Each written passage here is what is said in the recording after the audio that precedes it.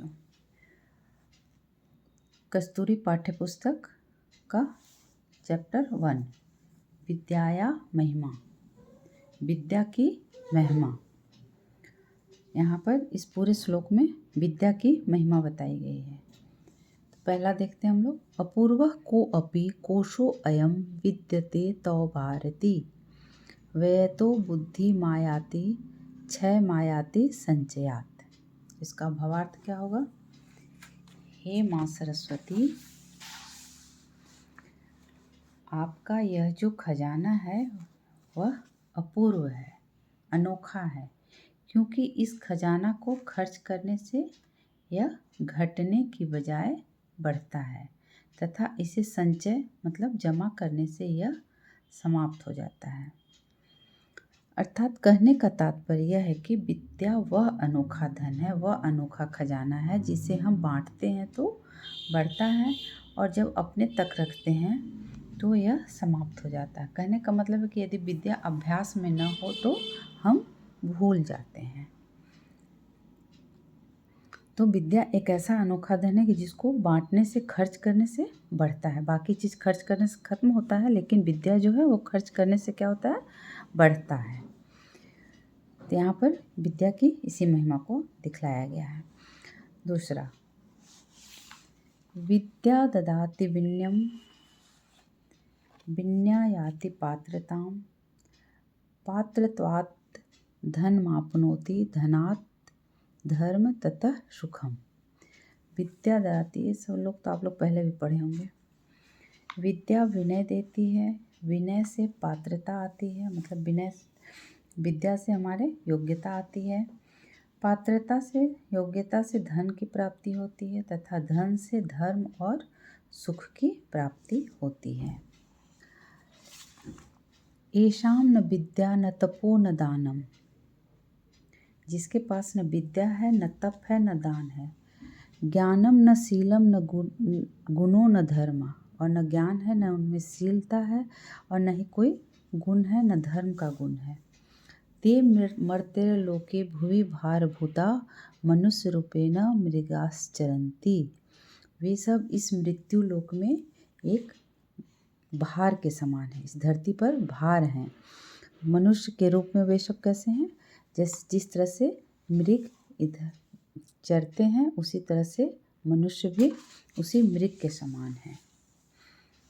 जिन लोगों ने न विद्या न तपस्या न ही दान और न ही ज्ञान अर्जित किया है, जो व्यक्ति न विद्या न तपस्या न ही दान और न ही ज्ञान अर्जित किया है, न ही अच्छा आचरण करते हैं, न ही धार्मिक अनुष्ठान करते हैं, वैसे लोग इस मृत्यु लोक में मनुष्य के रूप में मृगों की तरह भटकते हैं। ऐसे लोग इस धरती पर क्या हैं? भार हैं। साहित्य संगीत कला विहीन, साहित्य संगीत और कला से विहीन साक्षात पशु पुच्छ विषान हीना। क्या बोल रहा है? साहित्य संगीत और कला से विहीन व्यक्ति, मतलब जिसमें न साहित्य संगीत कला की कोई भी गुण न हो, वैसे व्यक्ति साक्षात पशु के समान है। वैसे पशु के समान है जिनका पूंछ और सींग नहीं है। मनुष्य का पूंछ और सींग तो नहीं होता है, इसलिए उसको बोला गया है कि जिस मनुष्य में साहित्य संगीत कला कोई भी गुण न हो, वो आदमी क्या है?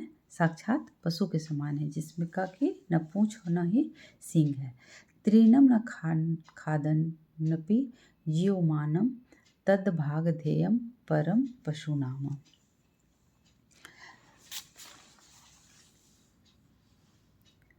साहित्य संगीत कला से रहित व्यक्ति पूंछ और सींग से रहित पशु है।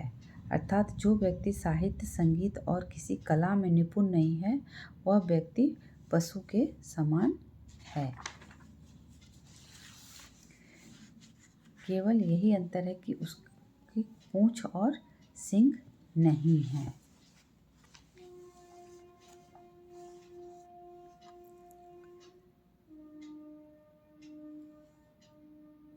विद्या नाम नरस्य रूपाधिकं प्रच्छन्न गुप्तं धनम, विद्या भोगकारी यश सुखकारी विद्या गुरुनाम गुरु, विद्या बंधु जनों विदेश गमने विद्या परम दैवतम विद्या राजसु पूज्यते न तु धनम विद्याहीन पशु।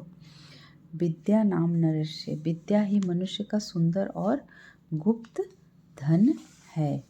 विद्या ही भोग वस्तुओं को देने वाली तथा कीर्ति और सुख प्रदान करने वाली है। विद्या ही विदेश में बंधु की तरह सहायता करती है। विद्या उत्कृष्ट देवता है। विद्या ही राजाओं द्वारा पूजी जाती है। विद्या से रहित व्यक्ति पशु के समान होता है।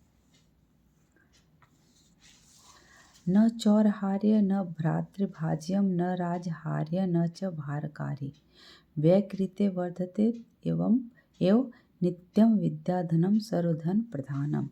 न चौरहार्य, न चोरों के द्वारा चोरी किया जा सकता है, जिसको न चोर चुरा सकता है, न राजा छीन सकता है, न इसका भाइयों में बंटवारा होता है, न ही इसको संभालना कोई भार है, और जो खर्च करने से नित्य बढ़ता है, ऐसा विद्यारूपी धन सभी धनों से श्रेष्ठ है।